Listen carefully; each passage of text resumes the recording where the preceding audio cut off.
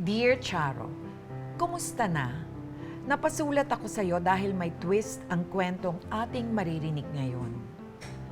Aakalain mo bang may nakilala ako na mula sa pagiging beauty queen ng Calapan ay naging bigating executive? Charo, balita ko, hindi naging madali ang kanyang journey. Ay, sandali. Parang kilala ko ito ah. Excited na ako sa magiging kwentuhan namin. Handa ka na ba? Nagmamahal, Korina. Handa na nga ba ako? Halina kayo, samahan niyo ako dito sa Korina Interviews.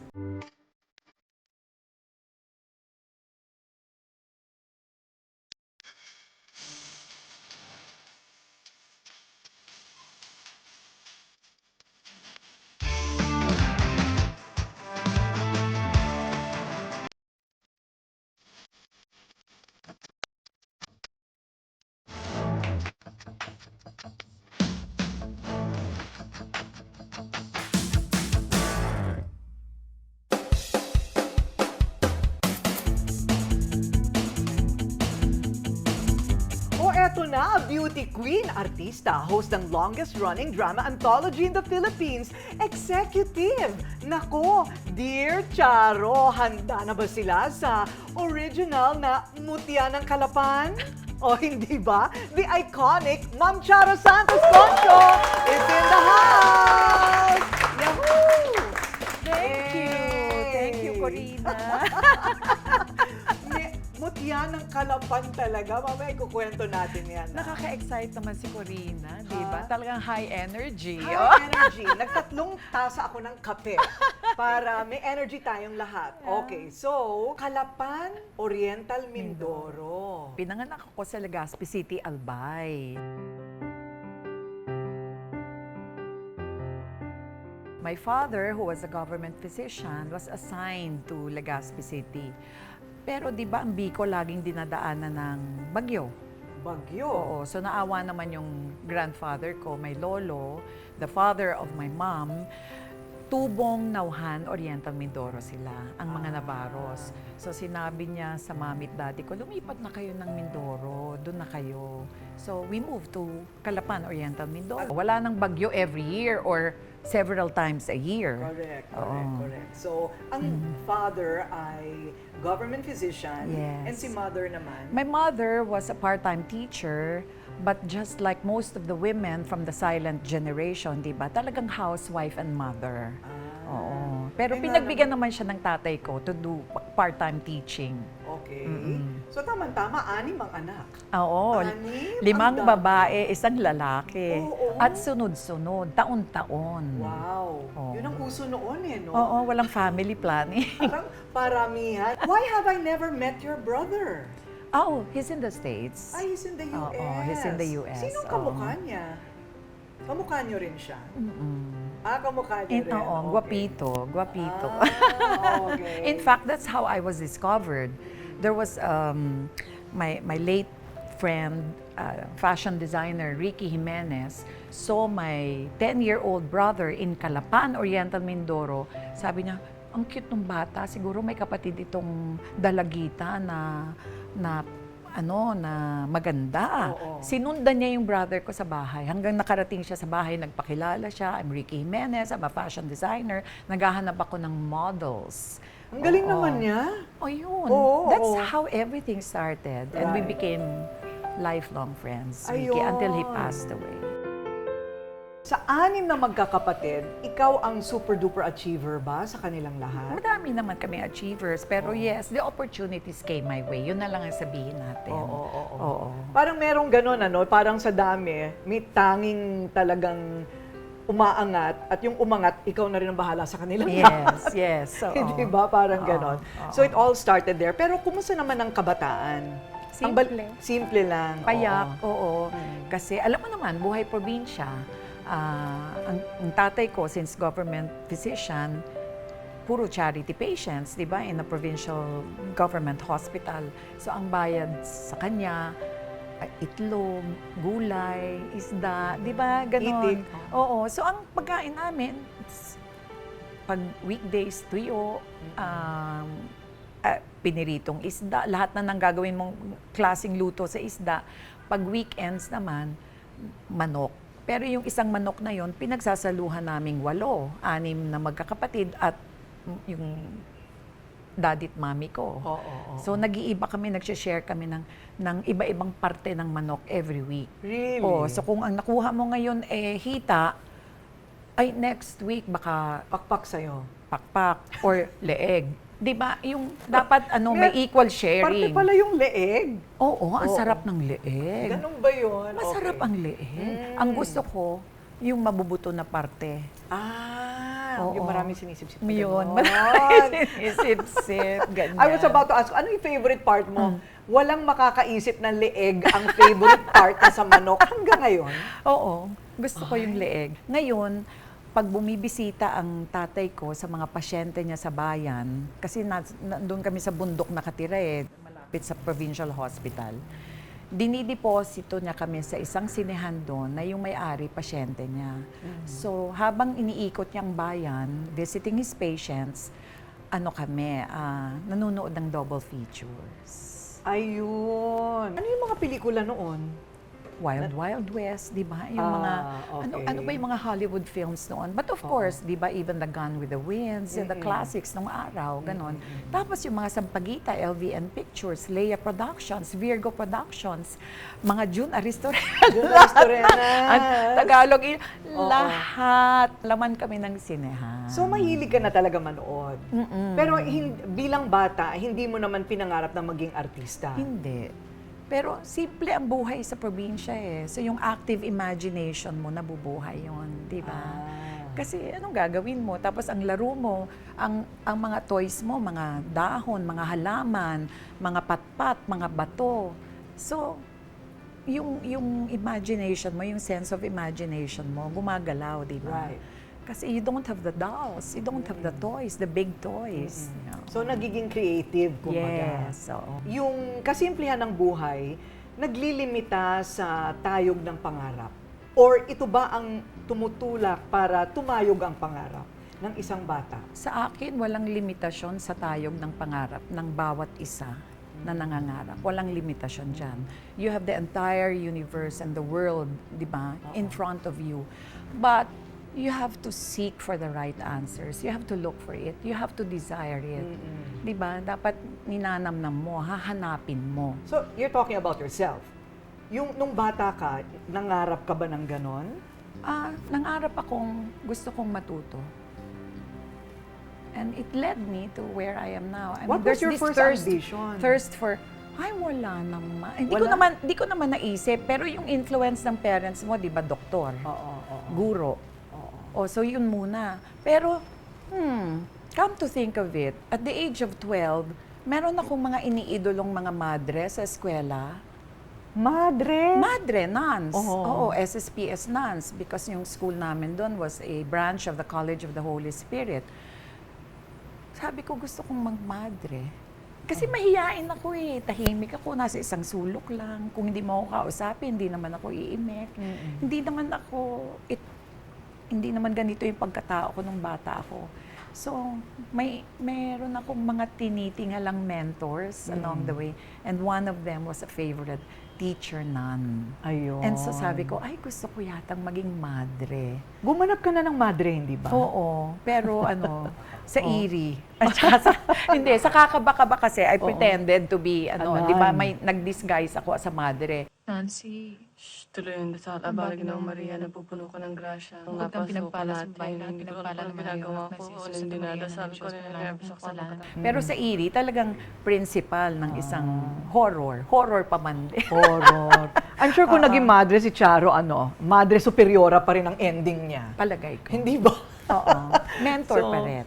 Mentor pa rin. So, balikan natin yung kanyang pagiging fanay ng mga artista.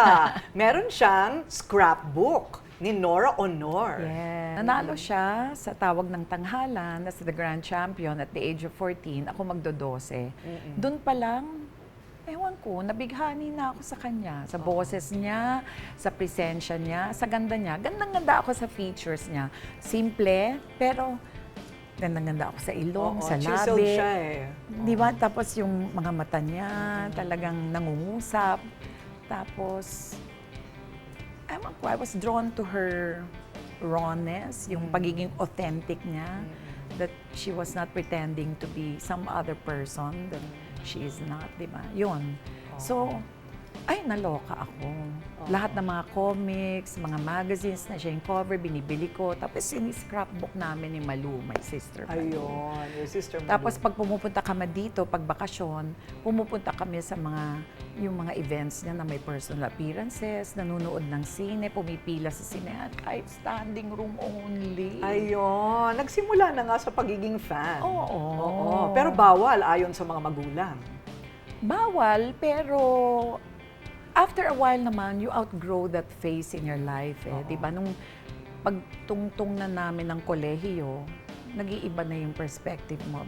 Nawawala na yung pagka-fanatic mo. Pero those high school years were really... Nakatanim na yon. Oo, oo. Kailan yung modeling? Ang balita ko, 13 years old. Modeling Yun na nga. already? When I was discovered by Ricky Jimenez. Totoo, ano bang In height mo nung 13 Calapan. ka? Kasi nung ako 13, parang ganyan lang ako. 5'6" na ako noon 5'6" ka na nun? Oo, ako na yung 13. pinakahuli sa klase pag pinalilinya ng mga teachers. Paano ba tumangkad? My father kasi was a 6-footer. 6-footer ang so dad. oo, Kaya pala. 6-footer. Tall, slim, and handsome. Naks naman. Both your parents And are my there mom, pa? oo. Ay, no. My father passed away at the age of 49. Ay, Very bakit? young, Oh, very young. so young. And then your mother is still around? No, she passed away 20 years ago. At the age of 70. Yeah. Okay. So, ikaw ay pang-ilan? Pangalawa. Pangalawa. Pero parang ikaw yung ate. Parang. Oo, parang ganon. Ayun. So, at 13, ayun na, medyo rumarampa-rampa na, umaaura-aura na, care of Ricky Jimenez. Yes. Oo. Okay. And I did a lot of cover shoots for him, for Women's Magazine, Mr. and Miss. Ewan ko kung meron kang recollection of the magazines then in the 70s. I no? do, I have. Ayun. Tapos mamaya, kinuha na ako ng other designers, sina Gang Gomez, Oji Cordero, ayan.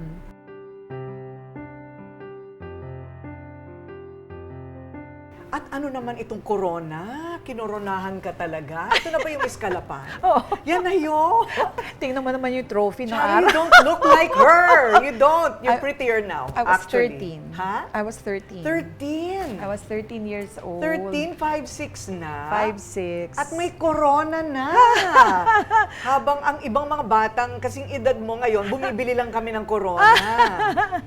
Alam mo naman sa probinsya, di ba? Magkakakilala lahat. So yung mga kaibigan ng parents namin, sasabi, "Uy, Nora, isali mo naman yung anak na." So ano ang effect sa bata ng kinokoronahan ng ganyan kabata? Wala naman sa akin. I think your confidence grew. Somehow, di ba lumalakas Well, yung... yeah, being put on the spot, di ba? Pero it was parang ang mas nasa consciousness ko noon, Korina, is sumunod sa mga magulang. Dahil hiniling ng nanay ko, "Iha, sumali ka na." Opo, parang mas ganun yung dynamics. Imbes na para sa sarili ko, parang feeling ko, ginagawa ko ito para sa mother ko. So ang tanong ngayon, ang mga tulad ba ng isang Charo Santos ay ipinapanganak o nahuhulma? Yan, alamin nating mga magulang kung pwede tayong bumuo ng another Charo Santos sa ating mga anak. Yan ang ating malalaman hanggang sa rurok ng kanyang karera sa ating pagbabalik.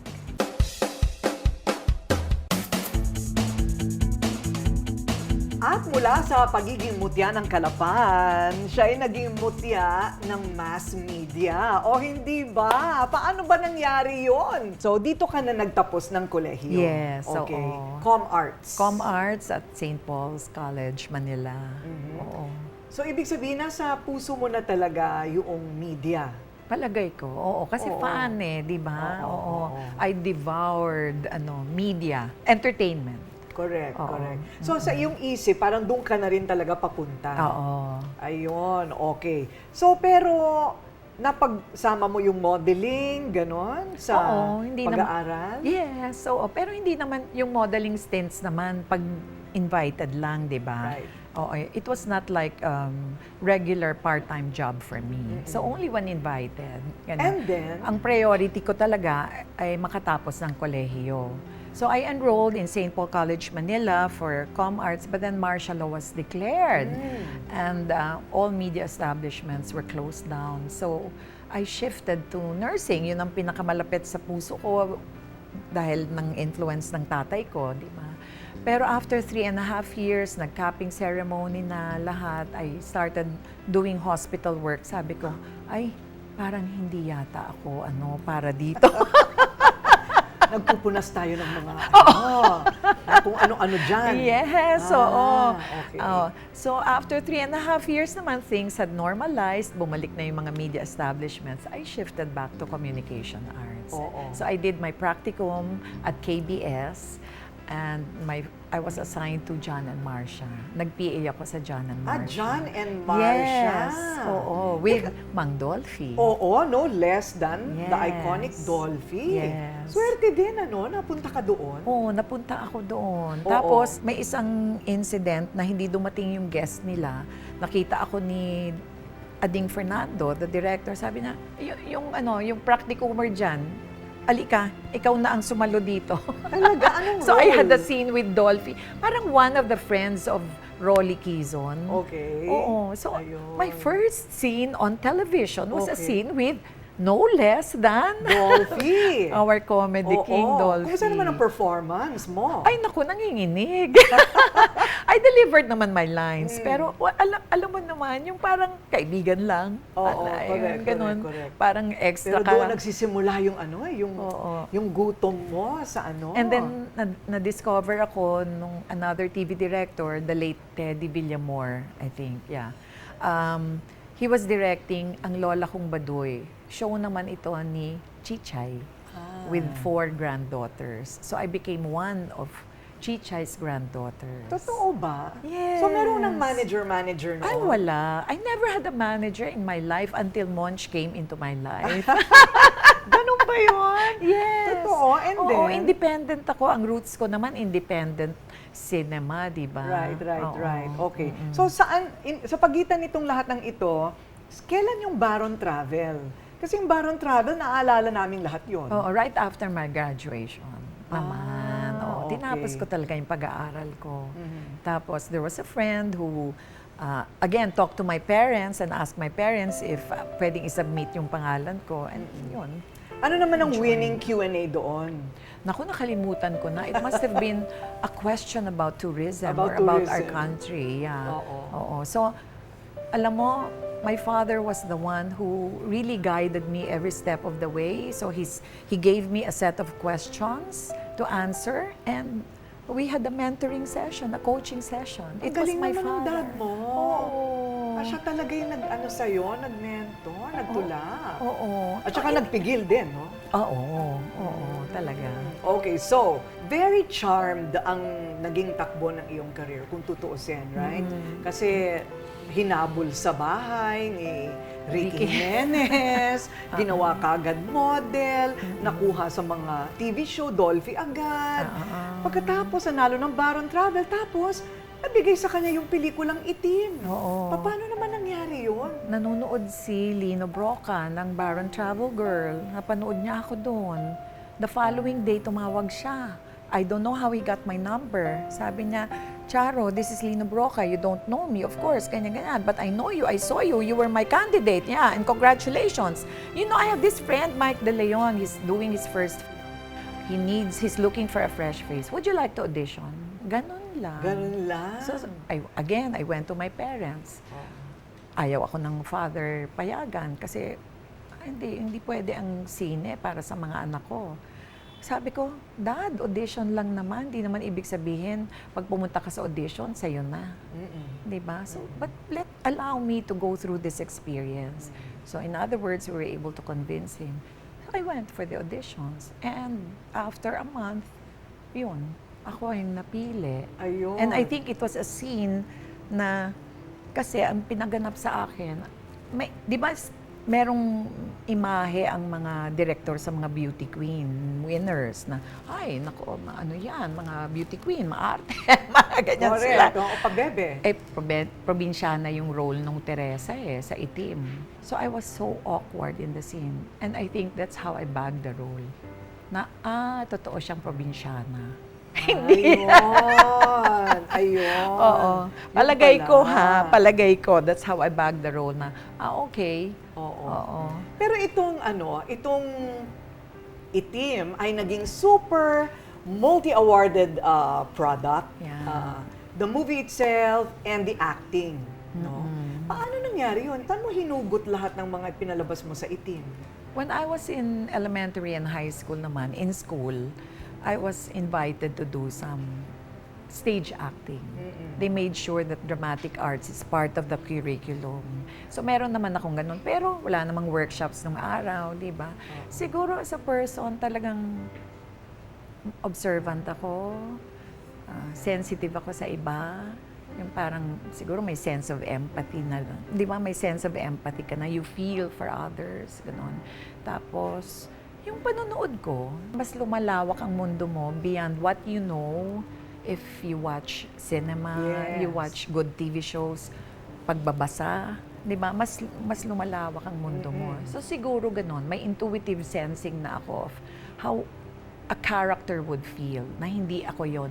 It's not about me, it's about the character. So, yun na ang naggawad sa kanya ng Asia's Best Actress! Yay! Na nauna lang is Charito Solis? Yes. Ayun. Ikaw pa lang ang Charito pangalawa. Yes. Ayun, ang galing naman. Biro mo.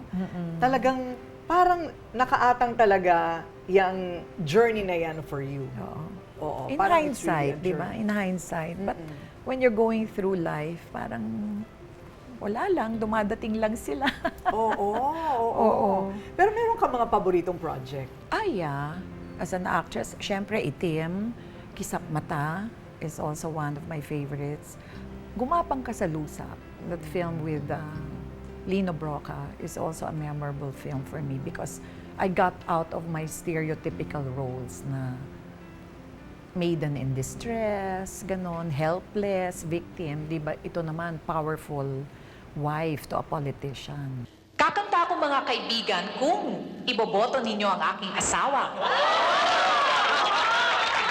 Maaasahan ko ba? Manipulative woman. So, naiba naman siya. And then, ang babaeng humayo, of course, after my hibernation from acting for 30 years because I worked in the corporate life, parang, ay, kaya ko pa pala. And it was an experience working with Love Diaz, di ba? Doing slow cinema. It was a beautiful experience. Oo, And then- mahaba yung pelikulang yun. di Oo, ba? mga four hours. hours. One of the shortest films of May mga pelikulang Kasi may 9, mga 12 8 siya, hours. 9, 10 hours, 12 hours, Oo. ganyan. So short na yung yung 4 hours, yung ang babaeng humayo. Of course, challenge din sa akin yung kung maupay man panahon kasi the whole film was in Waray. I had to study Waray, how to speak it, memorize it. Ang hirap diba? naman nun. Mahirap, pero Oo. alam mo Kinaya naman. pa rin. Kinaya pa rin kung talagang Yeah. Teka muna, yung 30 years na hibernation, ito na nga yung years as an executive. Yes. Bakit kinailangan ba talagang iwan ang pag-aarte para maging executive? It was my own personal decision kasi I wanted to focus on my work as an executive, di ba? At saka magkakaroon ng areas ng conflict of interest. And to the best of my ability, I tried to make fair decisions, no, for everyone. Mahirap naman na ako yung nasa likod ng camera tapos pupunta pa ako sa harap ng camera. Una, nakakapagod. Una, nakakapagod, oo. Right, At oo. saka, sa buhay dapat namimili ka rin, di ba? Pag napakarami, Correct. pumili, ano ba yung talagang magdadala sa iyo ng kaligayahan? Kaligayahan. Oo. Correct, correct. So, okay. So, this is now Charo, the star maker. Parang ganun ang tingin sa'yo, no? Parang siguro dahil madami akong nadidiscover. Oo. Tapos parang tama yung proyekto na nabibigay ko sa kanila. Right, Oo. right. So, enjoy ka din doon. Oo. Oo. Siguro nanggagaling yun, Korina, sa pagiging tagahanga ko, di ba? So nakikita ko na yung, ito may magic ito. Ito ang galing ng mata nito. I mean, merong mga auditions akong pinupuntahan na pagkakita ko doon sa artista, titingin na ako kay Johnny Manahan noon. Mr. M, we have our best actor. Or, Mr. M, we have our next heartthrob. Oh, Mr. M, we have our next character At actor. totoo naman nangyayari. Wow. Oo. Tsaka yung tamang timpla sa proyekto nila. Maganda naman ang batting average. Correct. So, sige. Pagbanggit tayo ngayon ng mga pangalan ng mga yung hindi pa kilala na kayong unang nakakita.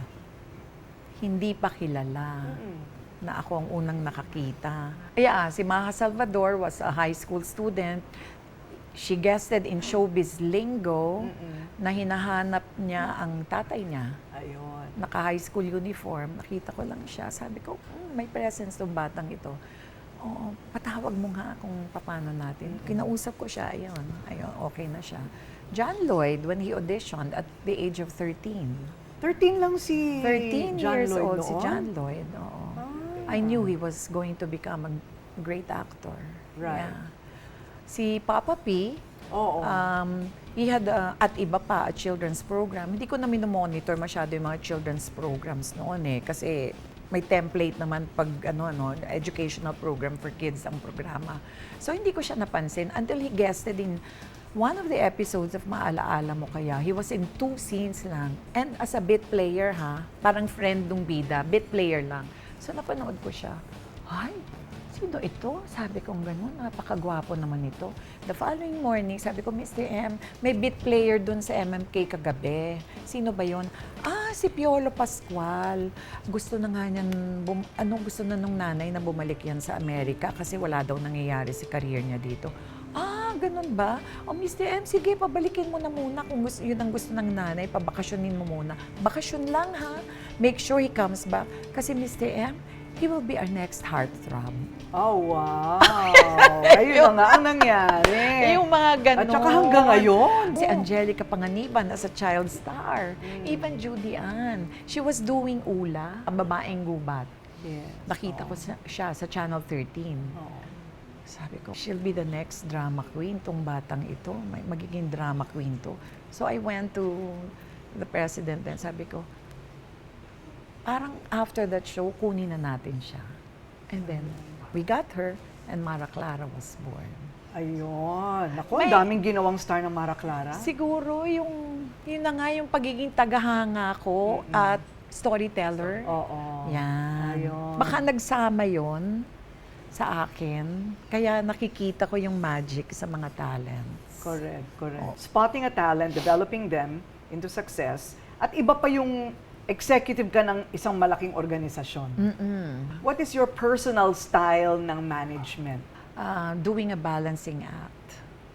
Yeah, so you make different people work together. People from different walks of life, different teams, different divisions work together towards a common goal. And that means making sure na nakakausap mo lahat, pinapakinggan mo lahat, nakikita mo ang punto de vista ng iba-ibang grupo, but still making them understand that, hey, meron tayong goals to meet, di ba?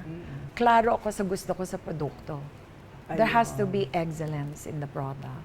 So parang Klaro yun sa alam mo akin. na kung ano yung gusto mong makita. Oo. Ayun. You have to be clear about your goals. Oo. Tapos klaro ka dapat sa anong gusto mo.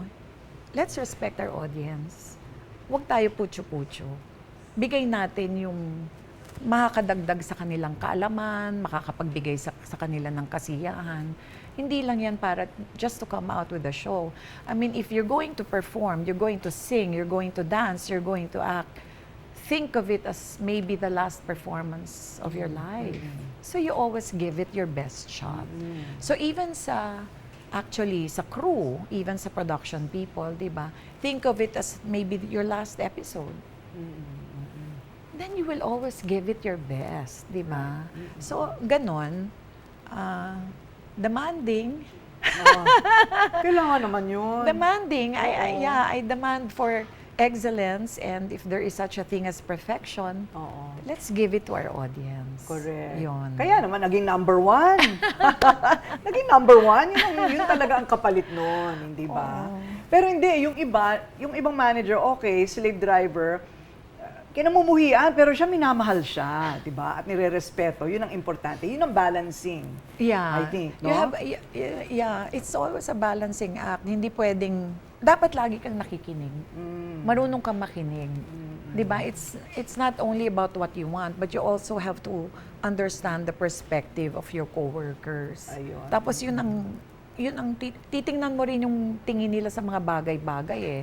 Baka nagde-demand ako pero kulang naman ng facilities, kulang ng resources.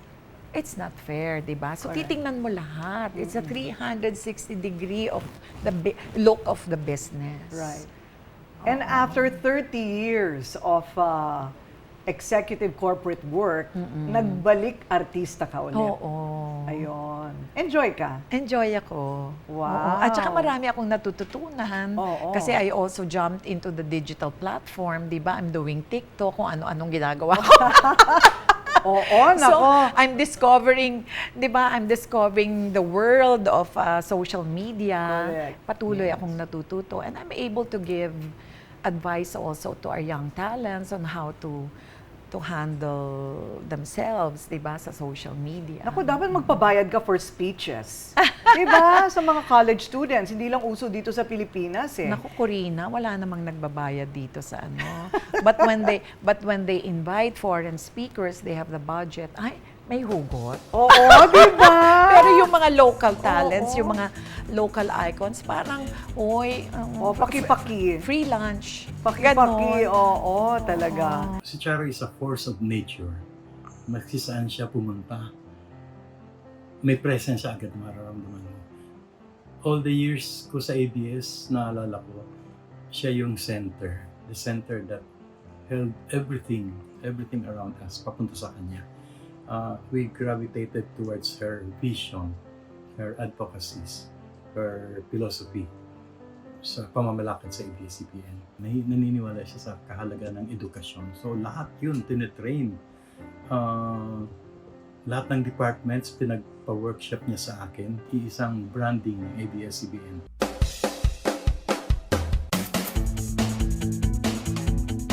Paano naman kaya umibig ang isang achiever? Sabi nila pinakamahirap ligawan yung hindi na kailangan ng pera at hindi na kailangan ng validation.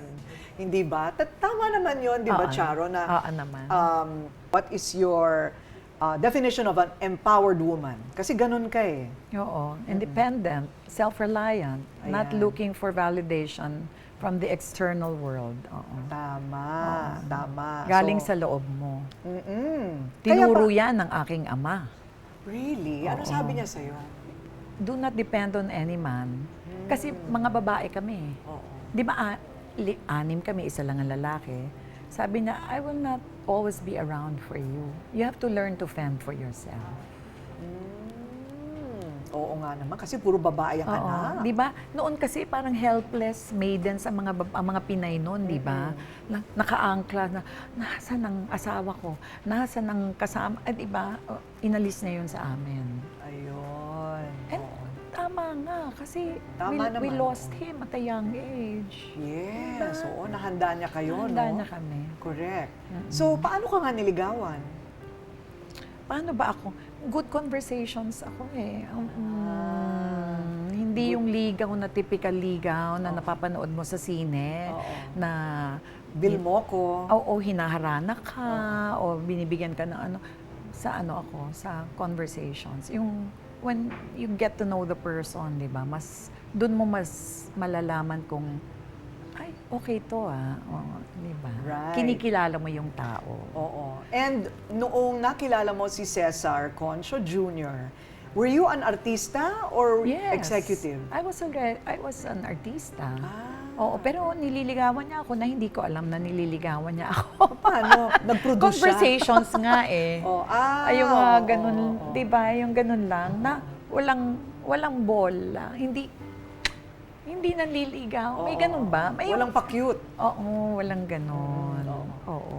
Oh, so yung pala. So before you know it, parang, why am I drawn to this man? Oo, namimiss ko na, hinahanap ko na yung company niya. Ayun, Ganun. okay. At siya na nga. Oh, Siya na nga ang nagwagi. yeah. So ilang kids? I have 2 boys, but I have 6 stepchildren. Ayun, Yes. okay. Ay, ang dami. Yeah. Yours, mine, and ours. Yes. Hindi ka naman nahirapan. Medyo mahirap nung una. Siyempre, may years of adjustment. Hindi naman, di ba, overnight. Oo. Pero okay naman. Okay All is naman. well and good. Eh kasi magaling ka nga magbalanse. Ayun nga, siguro. Between talent and technical. Parang ganun din sa pamilya. Oo. Balancing act. Oo. Binabasa mo ang mga nakakaharap mo. So your 2 boys, ano na ang ginagawa nila ngayon? My eldest is a musical director. The father wanted them both to be in the corporate world, di ba? Pero sabi nung panganay kong anak, si Francis, sabi niya, Ma, my passion is music. So sabi ko, you obeyed your father. You tried corporate life for 5 years. By all means, follow your heart. Follow your passion. Okay. Oo. You carve your own future. You carve your own path. Tapos na kami. Okay. Oo. So I had to talk to the father. Sabi ko, tapos na tayo, napalaki na natin sila. Let's allow them to carve their own journey in life. Diba? At hindi nga kayo nagkamali. So, ayan, Korina tandaan mo yan. Pag Oo lumaki na nga. si Pepe at saka si Phil. Kailangan 120 years old ako bago ako mamaalam. It's not what Di ba? it's not what you want for them, even if you have the best intentions. And then my Okay. younger one naman is into trading. He's a finance person. Finance. Yes. Ay, yayaman tayo dyan. Oo, tama lang. Tama lang yung may humahawak ng pera at tama may isang artist. Yes. Oo, magbabalanse. Yes, balanse pa rin. So that's your personal style as a mother. Parang do everything you can. Pagkatapos, pabayaan mo na sila Pabayaan mo na, na. ayun. Pabayaan mo na. Lolay ka na rin. Lolay na rin ako. I How have many? 4 Four. grandchildren, 2 girls and 2 boys. Ayun. So ano naman ang style ng pagiging, anong tawag nila sa'yo? Kaka.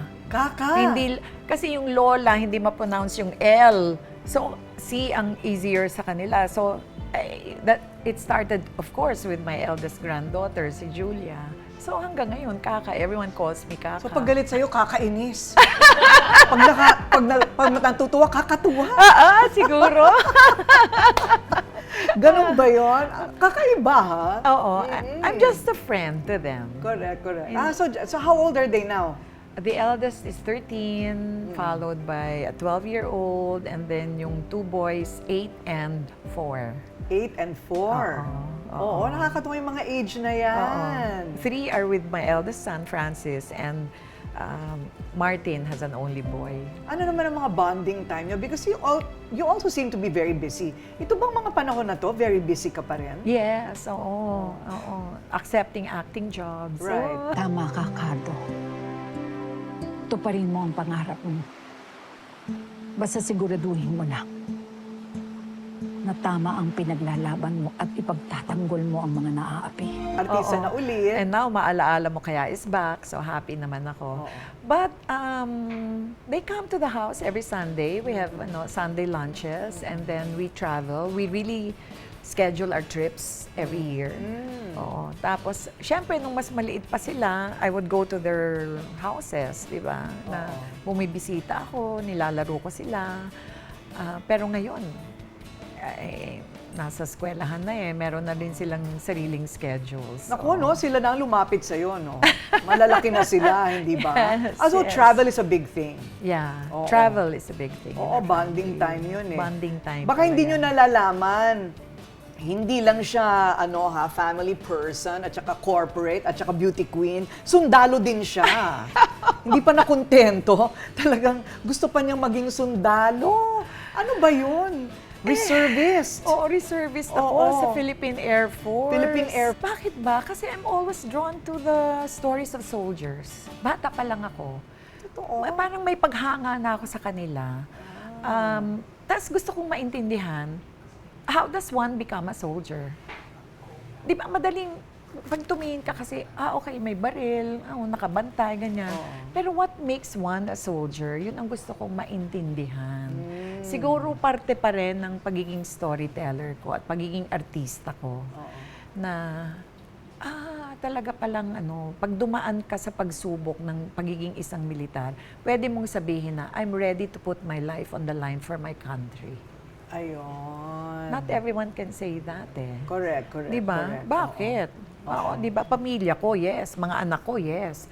But is anyone ready to put his life on the line for the country?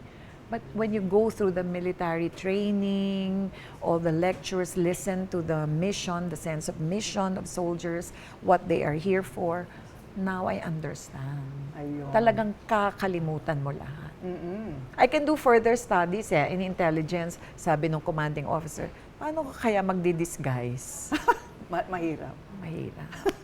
Oo. Sige, Pero may matangkad papasundan ka. kami sa'yo, ha? Punta ka sa Quiapo, ganyan. Paano ka magdi-disguise? Correct. Di ba that's part of Correct. Mahirap. sleuthing? Yeah. Masyado kasi matangkad si Charo at saka maganda. Paano ba yun? Ay nako. So, marami pa kayong hindi nalalaman tungkol kay Charing.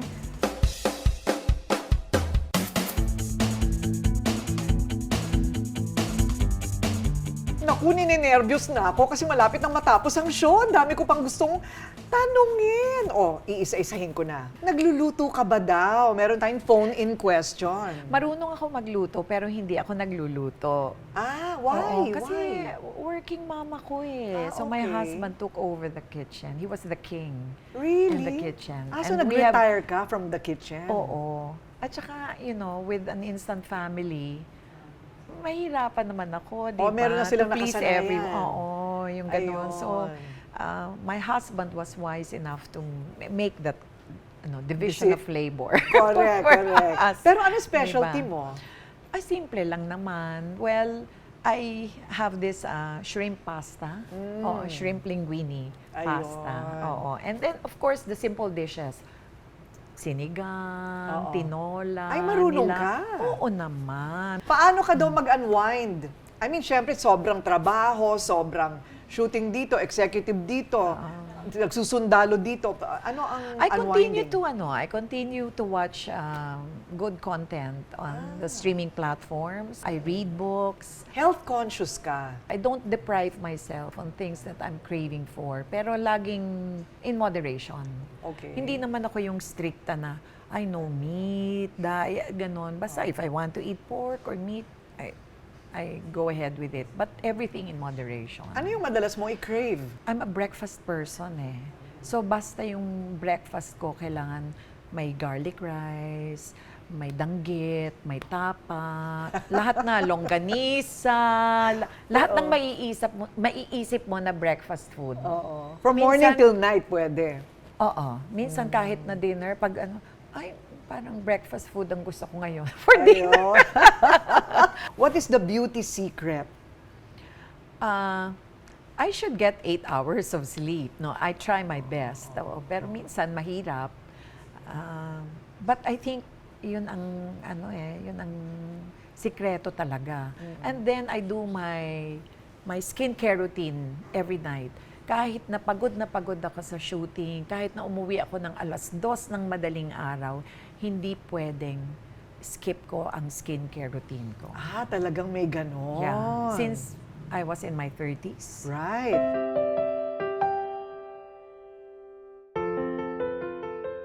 Sabi ko nga, wow, walang makeup. Di ba? Sa mga pelikula. Sa mga pelikula, oo. Hindi ka ba naku-conscious sa ganon? Yung talagang kailangan walang makeup? Hindi. Oo. Kasi yun ang hinihingi ng karakter eh.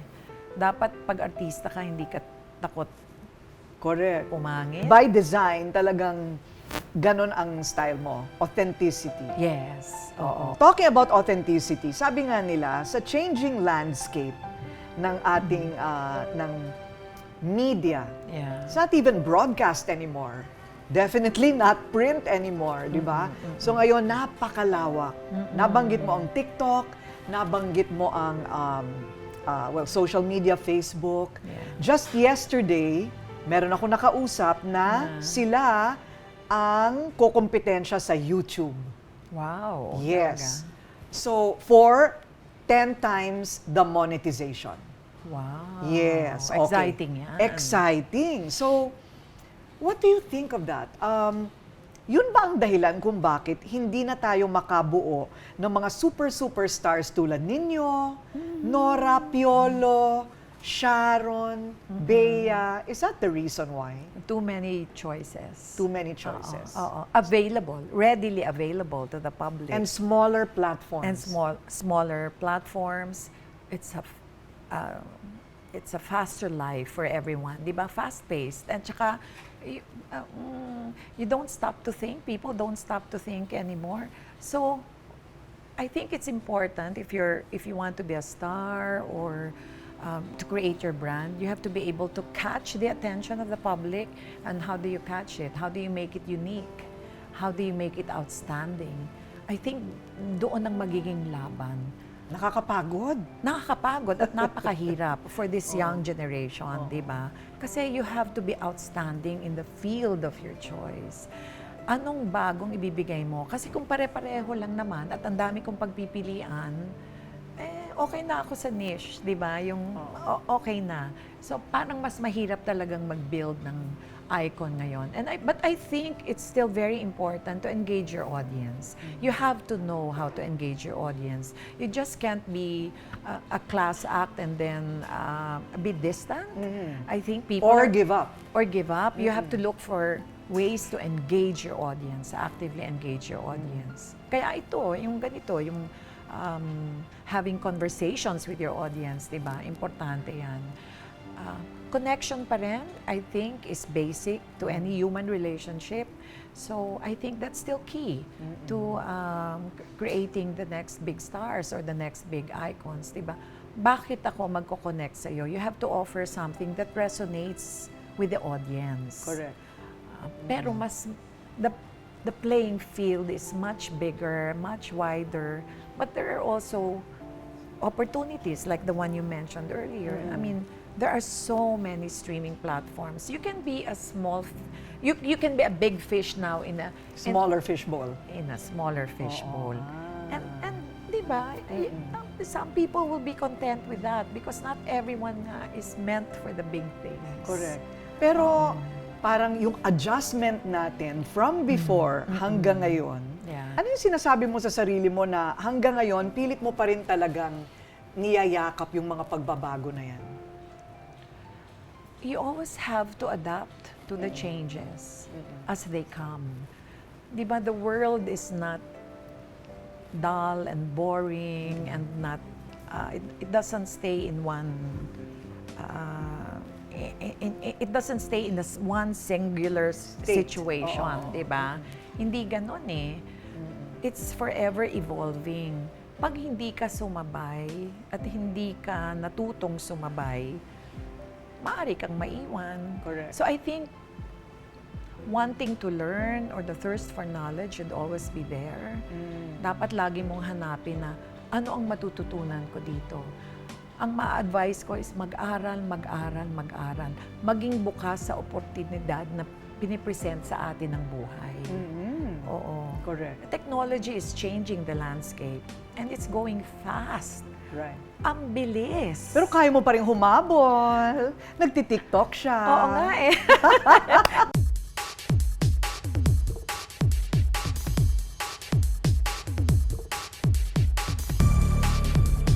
Nung una, naiilang ako. Sabi ko, ano ba itong ginagawa ko? Lola na ako, ganyan.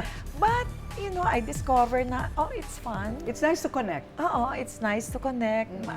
Maganda naman yung feedback. And I think we're encouraging people Oo. to to be fearless, Correct. to be more adventurous, to be experimental, di ba? Huwag matakot. Huwag matakot sa pagbabago. Correct. I think importante yun sa buhay. So we stay young forever, Korina, di ba? That's true. we got here through a lot of hard work and persistence and patience, di Right. ba? Oo. Sa Amerika ba, nagbalik na ang cinema? Charo. We will see this summer. Oh, we Tingnan will see this natin. summer. Oo, di ba? Meron na the summer offerings will be out. So we'll see. Okay. Patumpik-tumpik. So, meaning, sa Amerika, parang sa Amerika, medyo mas nabuhay na kesa dito. Oo. Sa palagay mo But dito, it is still paano as challenged. Dito talagang, nako, ang hirap. Oo. I think we have to give unique stories to our viewers to get them back to the theaters. Tapos, malaking challenge din yung the increase in admission prices, di ba? Kasi Right. napakahirap na ngayon para sa isang simpleng pamilya to bring their children, to go to the mall, pasahe, pagkain, at manood pa ng sine. I don't know what the leaders of the industry can do to come together and look for practical solutions, no? On the part naman of the creatives, yun na nga, to think of unique stories to tell the public kasi there is so much available. So, you're doing a movie now. May movie ka ngayon na medyo kakaiba, ha? Yes, oo. It's a story about love between an older woman and a younger man. I'm starring in this film with Ding Dong Dantes and it's entitled Only We Know. It will be shown in June 11. June 11. Tapos Yeah. na. Tapos na. Ah, Oo, tapos na. wow. Wala This bang- was offered to me 6 years ago by Ding Dong. Oh. Oo, sabi niya, gawa tayo ng pelikula. Sabi ko, okay. Nangyari ang pandemic, tapos he did rewind. So sabi ko, itutuloy pa ba natin? I understand naman, being the box office king, sabi ko, Oo. kung hindi mo nagawin to. But, he pursued it and he really wanted to do the So, movie. wala bang clue kung anong kwento? Nako, abangan ninyo. Abangan ninyo. Exciting. Na-excite Nako, Corinne, ka? nakikiligin ka. Talaga Sana ba? kiligin ka. Oo Punta nga. ka sa premiere. Oo nga, si Kayo Ding ni Dong, Mar. napaka-pogi. Oo, yung mga tingi-tinginan. Tayo natikutin. Betty! Oh my God! Dagdag sa loob ng Hindi ka talaga sa salamin. paket. And sourdough. Yung senior ID po ng mama niya para sa discount. Hindi ko siya mama. Ito na, ito na. Ito na po. Ito na muna tayo sa sarili natin mundo. Alam mo, ikaw ha, hindi ka dito nakatira. Nakansil. So ano ba talaga ang totoo? Boyfriend mo yung Ryan? Yung maalaala mo kaya is back. Yes, oo. On a limited engagement. Ah, 13 episodes. okay. Parang they want to do it like how content is done now in the streaming platforms na they do just, di ba, a limited number of episodes for some series. So we'll see. We'll take it from there. But I'm very, very happy that it's back. Oo.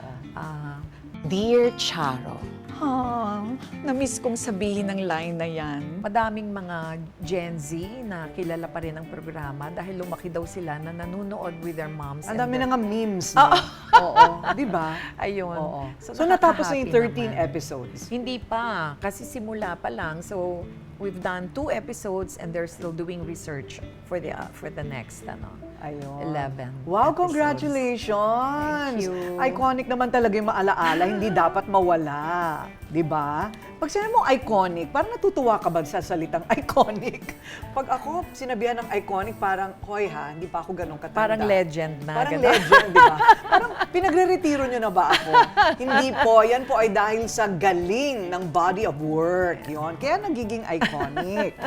Kahit na gustong magbago ng bata, Oh yes, I'm back to acting in Batang Quiapo as Lola Tindeng. Hay, bitin talaga. Bitin ang oras. So kung nabitin din kayo, ay, meron na akong sagot. Basahin nyo na lang ito. Yes. Ayan. O, di ba? Kailan ba ito? My Kailan ba? journey. In 2015, 2017 yan. 2017. Oo. Dapat Gift meron ni- ng chapter 2. Gift ni Gabby. Oo, he very asked Ang Mercado nice. to, The co-write story it with of an me. unexpected leader. Mabibili pa ba to? Hindi na nga Ayan eh. na nga. It's Ano not ba? Pina-plug available. natin, hindi na pala Bakit? mabibili? Yun na nga eh. It's not available. So sa in the lahat ng market. hindi makahanap ng kopya po nito, tawagan po ninyo si Don Quaresma. Kasi Para kopya po ito ni ipahiram Don ang Quaresma. kanyang kopya. Wow, what a journey, Boss Charo! I'll try to look for a copy for you. So your journey is like 40, 50 years long.